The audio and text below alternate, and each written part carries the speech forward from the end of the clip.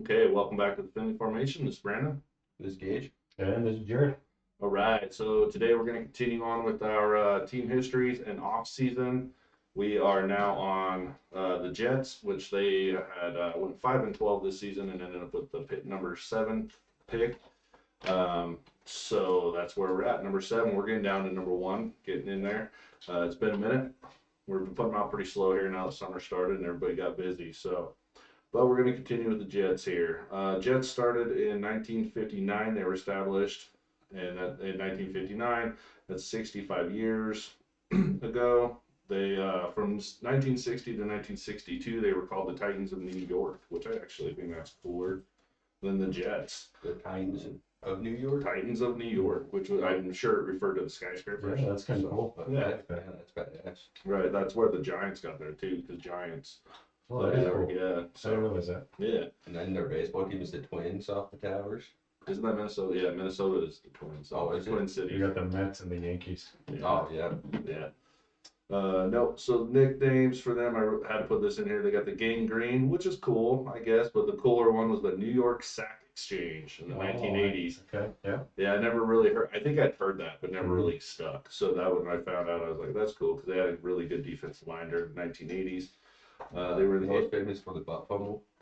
Oh, with Mark Sanchez. Yeah. We'll get to notable Mark Sanchez. They were in the AFL from 60 to 69. Of course, they've been in the NFL from 70 to the present.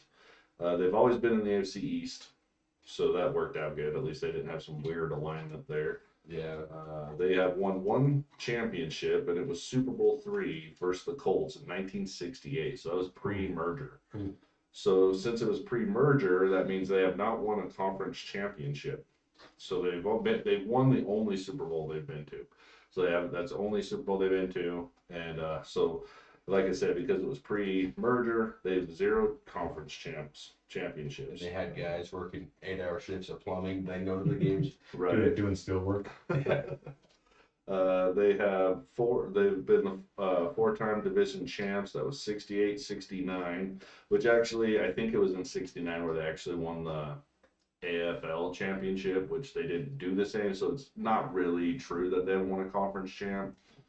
But back then, I guess they had, they didn't count that because it was merger that year or whatever. And then they started in 70.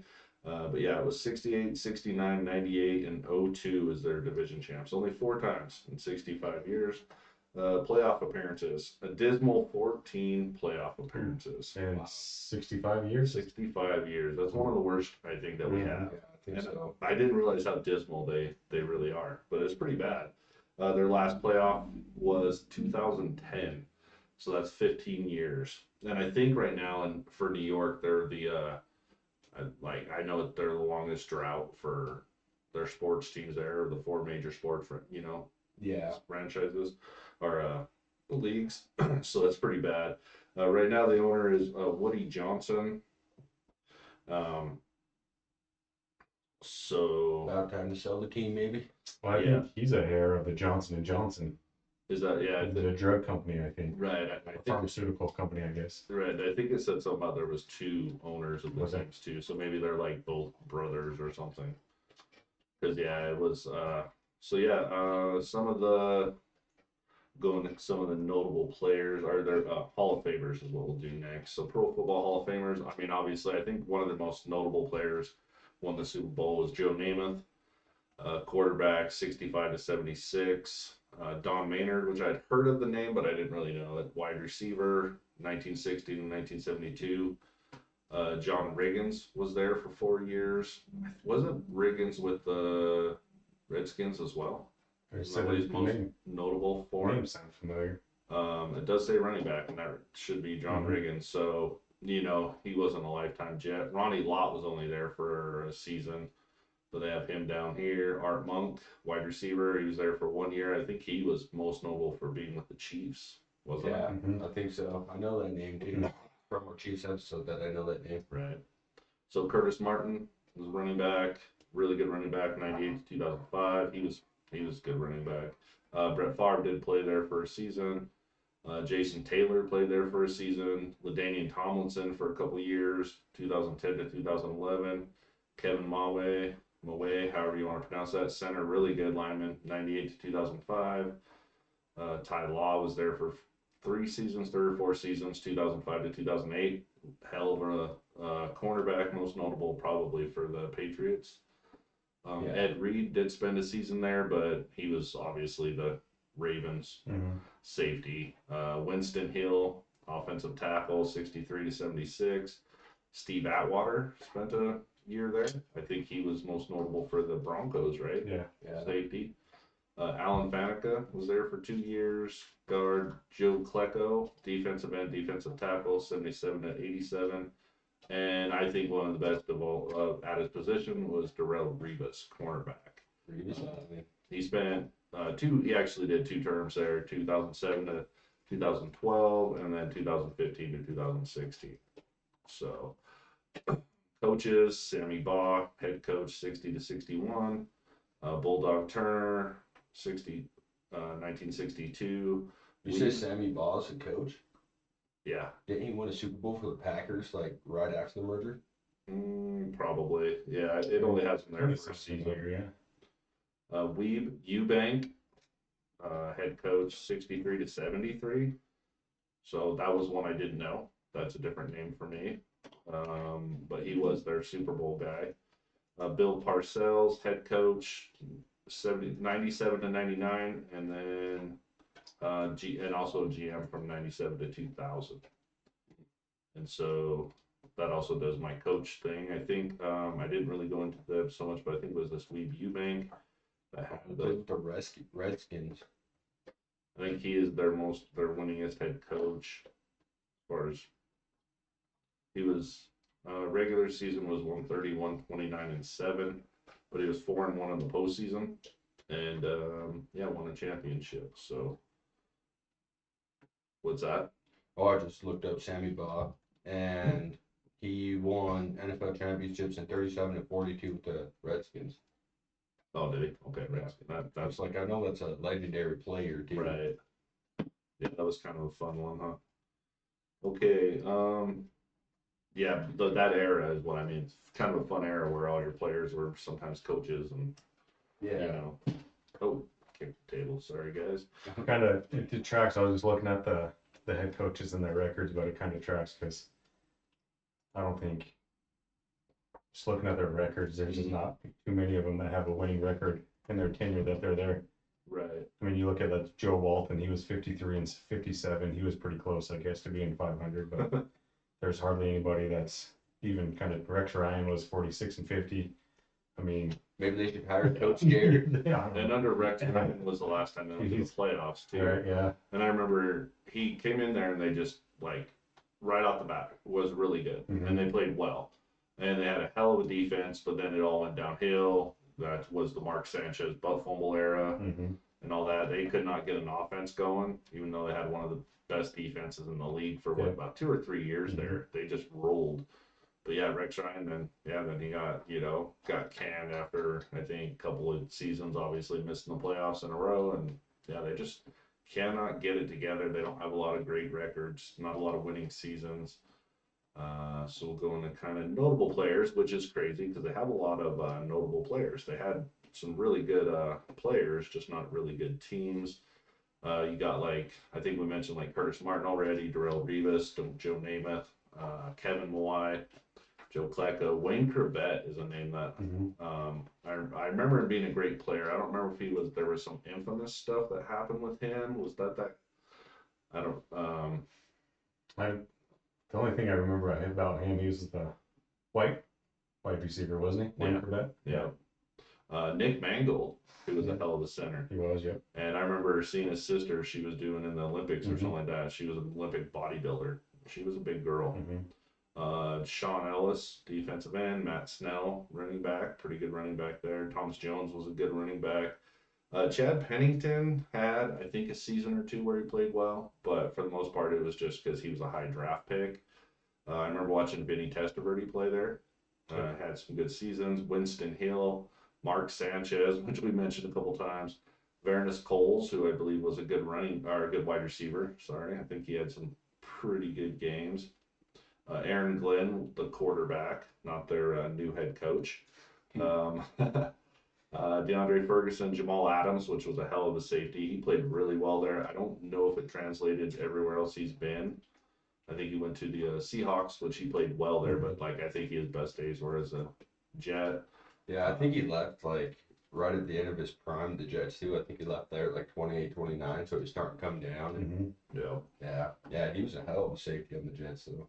Keyshawn Johnson, I want to say he started his I career think he there. did, yeah. I think And he then did. went to like the Panthers and stuff like that. Al Toon, John Abraham was a good player. I mean, like I said, they've got a lot. I mean, even Brett Favre played there, but only for one season. LaDainian Tomlinson spent a couple of years there. I think Jonathan Vilma was a heck of a linebacker. Yeah. So that one's a good one. And then one more I wanted to point out was Calvin Pace at linebacker as well. So they've had some notable names, notable players, just not really good teams. Even when they get like somebody in there like a Brett Favre or Aaron Rodgers, they just can't put it together, and get things going. They never really have been able to. Last season, like I said, it just seems like going in. I mean, they haven't made the playoffs in 15 years. And they're, 15 seasons. That's pretty ugly. And then I think the last couple of years, they've been searching for a quarterback. They've drafted a few guys.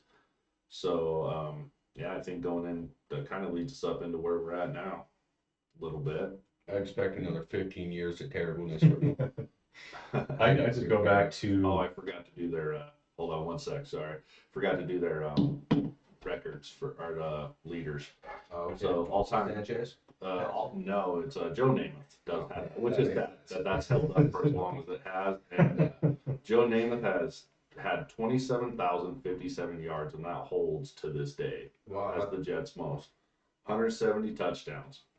All-time rushing leader is Curtis Martin, which didn't surprise me. 10,302 yards, 58 touchdowns. All-time receiving leader Don Maynard, which is still, that's old school, with 11,732 yards, 88 touchdowns, which is good numbers. Yeah, that's pretty impressive. But it is crazy that it's held this long. All-time scoring leader is Pat Leahy with 1,470 points. Winningest coach, Weave Eubank. Now, it does say for them, he was 71, 77, and 6. So even for the Jets, he was not. Didn't have a 500 record. Yeah, didn't even have a 500 record. Now, his other endeavors led him to what he did. If he would have got those 6 ties as wins, he would have been a 500. Right. He let those ones slip out, I guess. Just. I think that's the most ties we've had for a winning coach. So, yeah, 6 is pretty ridiculous. Yeah, that's pretty sad. So it's been dismal, and it's funny that I didn't realize that they were just this bad. But I wonder how many of those 6 ties were 0-0 because they good defense just couldn't figure out offense. That's probably pretty accurate. Or like 3-3. So I was gonna look up defense, but my computer went kind of stupid because I was gonna look up tackles, which I think that should be on the top part of that anyway. I think that's an important. Who do you think it will be? Any guesses? For the tackles, I wouldn't be surprised if it was. I think I just said his name. I go Jonathan Vilma. That's the one I was thinking of. The solo that I just pulled up his name is Kyle Clifton.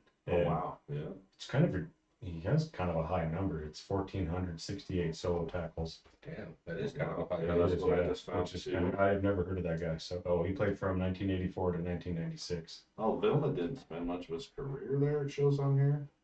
Who do we know Vilma from? Was that the Saints or something? Yeah. Is that where he spent most of it? Okay. Okay. Pace was another one I thought would be higher. But yeah, it's Clifton with the most solo tackles. That's crazy. With my computer being slow as hell. Okay, Mo Lewis has the most forced fumbles, and he was there from 91 to 2003. Interceptions. Let's see here.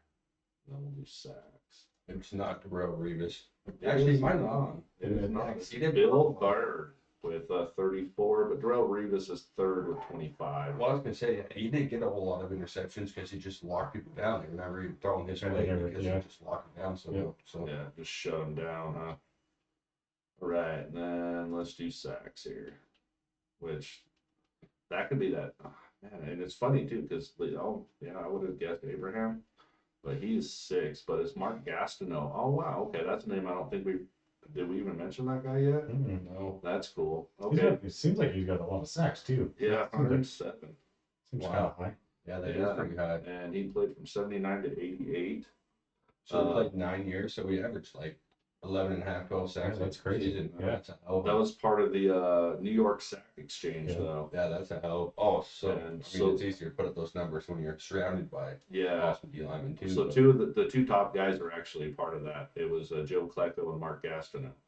It was 107, and then Joe Klecko had 78. So that's It's why they crazy, got the though, nickname they did. So that's I've pretty heard of- badass. I've heard of Joe Klecko. I haven't heard of Mark Gastineau. Gastineau? I Yeah. didn't either.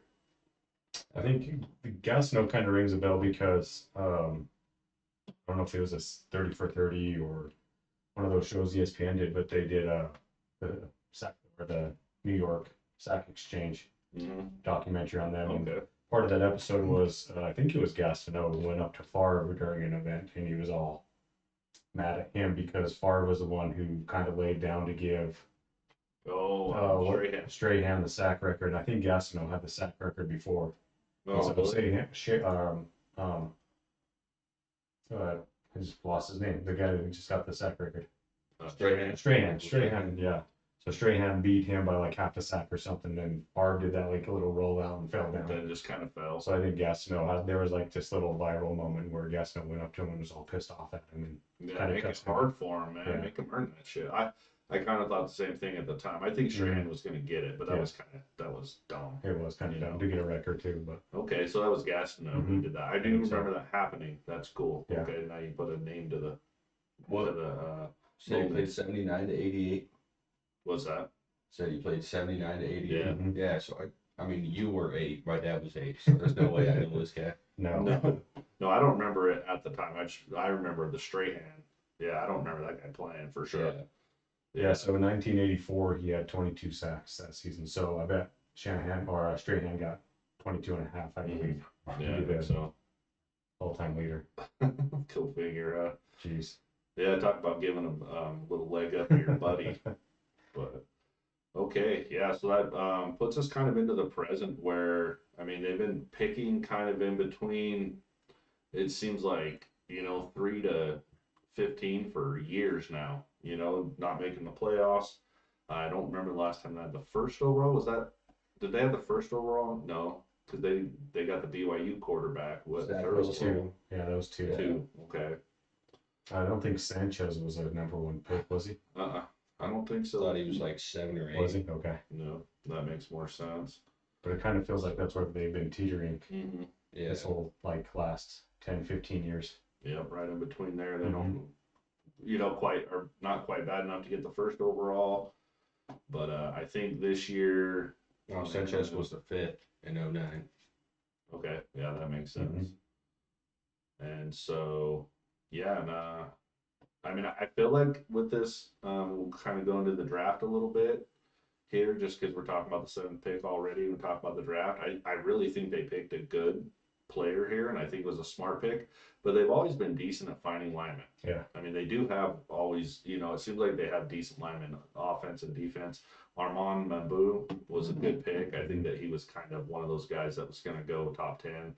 He probably even could have gone top 5 according to some draft boards. So I like the pick there at number 1, or at number 7 for them in the first round. But I just looking at their depth chart last year, they picked up that Olu Fasanu from Penn State, so he's going to be their starting left tackle.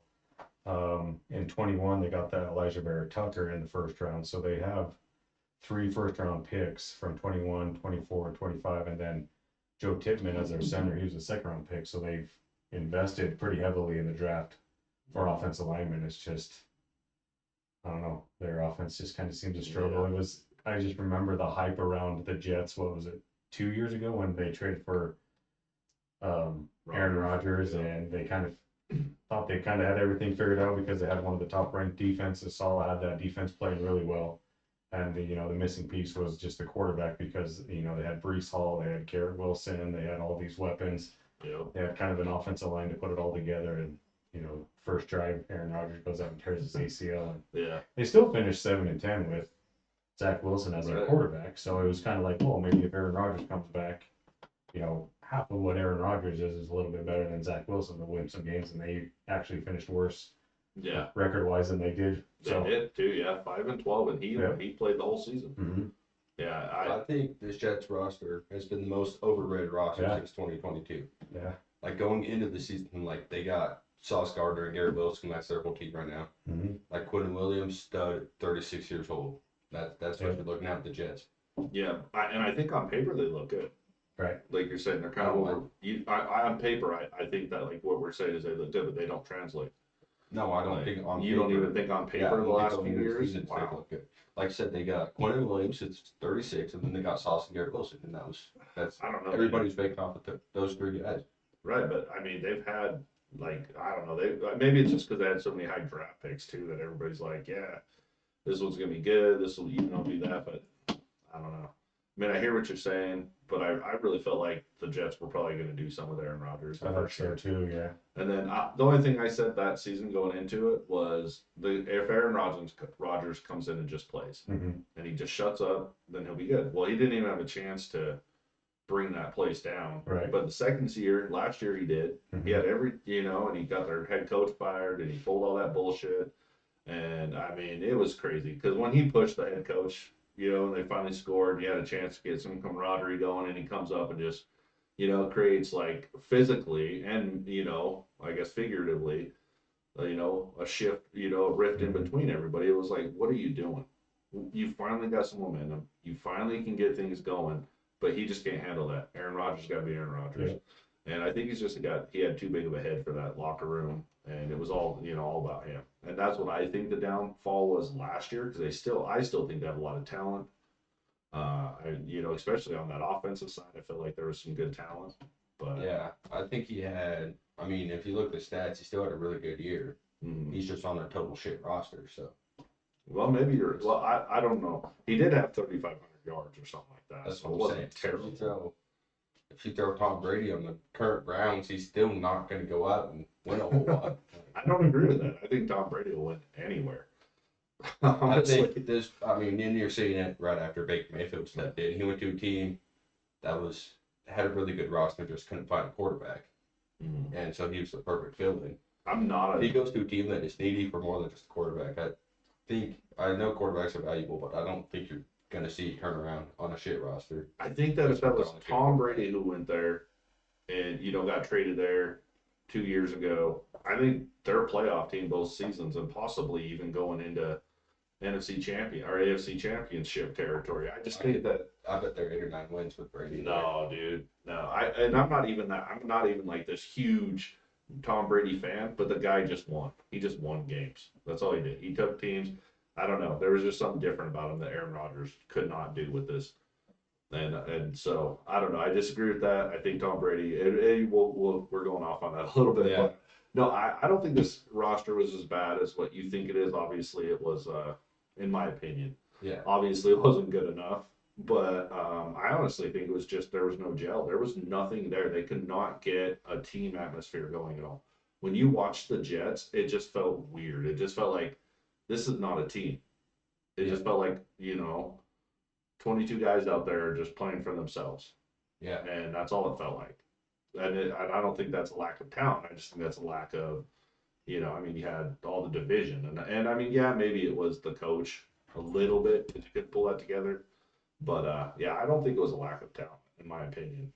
I think there's definitely like you're saying, there was a huge division. I think Robert Saleh proved to us that he's that guy that's a awesome defensive coordinator, but needs to stay at a coordinator. I think he kind of proved that. Maybe in a couple of years he'd give another shot at head coach, but I do think he's just one of those guys that's a career-long coordinator. And I mean, I don't think they have all this talent yet. I think I liked a few of their picks this year, and I think they're headed that way. But I think you still got a long time until they're playoff bound. I think for me, like the big part to like the 2 seasons ago when they were supposed to be, vying for playoffs and Super Bowl with Aaron Rodgers being there, I think the big tell for me was when he got hurt, they still finished 7-10, which isn't terrible. With Zach Wilson as a quarterback, I was just looking it up. So 2022, they had like the 2nd ranked defense and the 24th ranked offense. And then 2023, they had the third ranked or fourth ranked defense with the 31st ranked offense. Jeez. And then last year they had the fifth ranked defense with the 24 ranked offense. So I think the talent is more shifted towards the defensive side of the ball. And there you kind of see that kind of getting carried over. I think they have pieces on offense. I really like Garrett Wilson. Garrett Wilson was on my top 10 list as receivers. I like him. He's young. Yeah, I think he comes from that Ohio State offense system to where they kind of just produce really good wide receivers. Right. Brees Hall's kind of taken a step back. I think 2 years ago, Brees Hall kind of flashed when he was a rookie, and everybody kind of had these expectations for him, and he's kind of fell off. They do have that Braylon Allen that I really like that they drafted last year, running back too. But just looking at their wide receiver depth chart, it's Garrett Wilson, and then you got Josh Reynolds, you got Alan Lazard, you got Tyler Johnson, Aaron Smith, Malachi Corley. It's just like, yeah, you guys that are unproven and behind then him. Now it's the Justin Fields show, so you don't know what you're going to get from him because he hasn't really proven to be a reliable starter for. I mean, he's a great athlete. I think he kind of brings an element to the running game that might be a little bit more explosive, but he's still kind of. The Justin Fields experiment ain't worked out Yeah, yet. it hasn't. So Anywhere. I can see their defense still being good because looking at their depth chart, they bring back pretty much everybody. They brought in that Derek Nandi from Kansas City to be a nose tackle. They still got Quentin Williams, Jermaine Johnson, and Will McDonald on the defensive line. They brought back Jamie Sherwood as a linebacker. He was a kind of a hot free agent. They brought him back. They still got Sauce Gardner.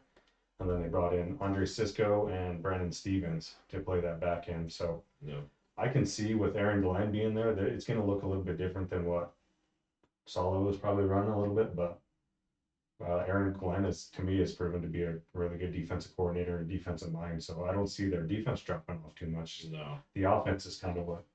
Yeah, and see that's exactly you just kind of I guess solidified what I was saying. Like on paper, that offense actually with all the top picks and everything looked good, but then they just couldn't do anything.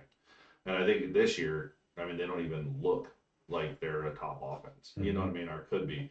And so, but like the last few years, you were like, kept going, okay, they could be, but yeah, no, I don't know. I mean, I think our quarterback room is just as ugly as what the, probably just as ugly as what the Steelers looks this year because they got Aaron Rodgers now. Yeah, I don't know. I actually like the Brady Cook draft pick.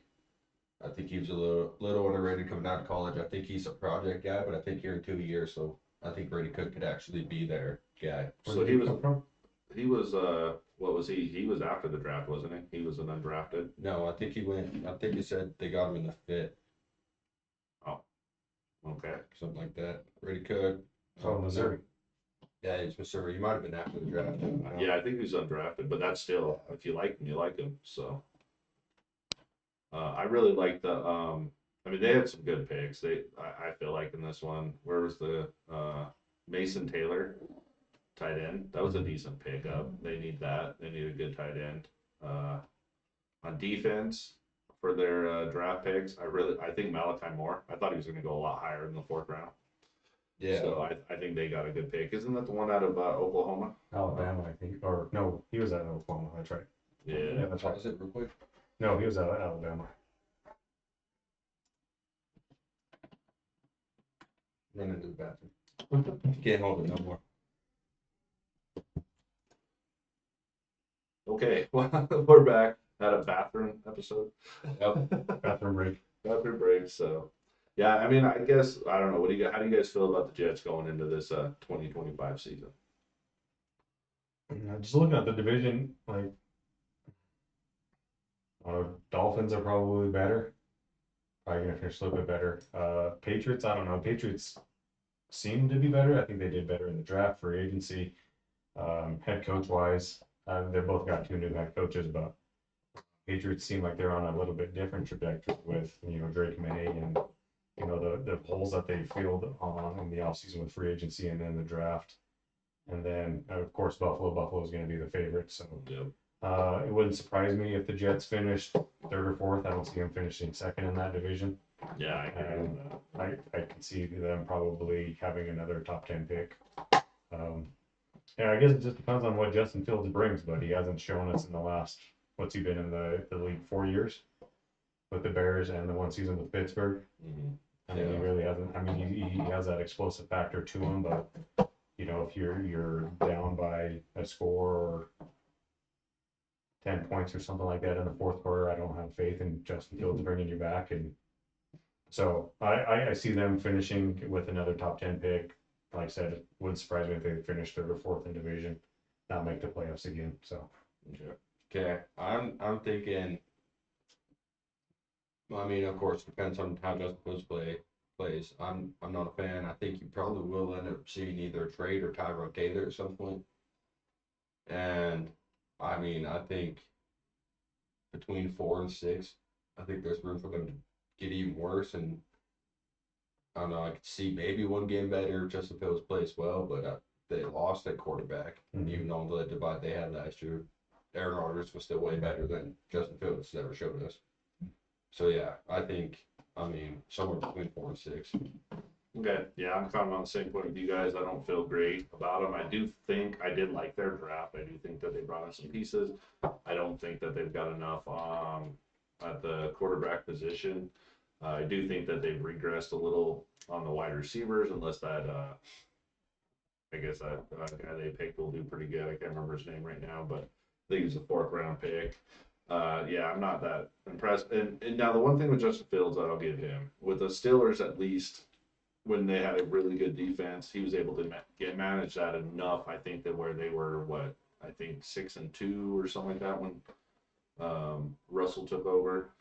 So I mean, if he can manage, like we're talking about, if he can manage it well enough, and their defense plays lights out, which is, I think they'll play good. I think the defense will still be good, but they're gonna have to be the top 1 or 2 defenses to carry this team, and I don't know if they'll be that good.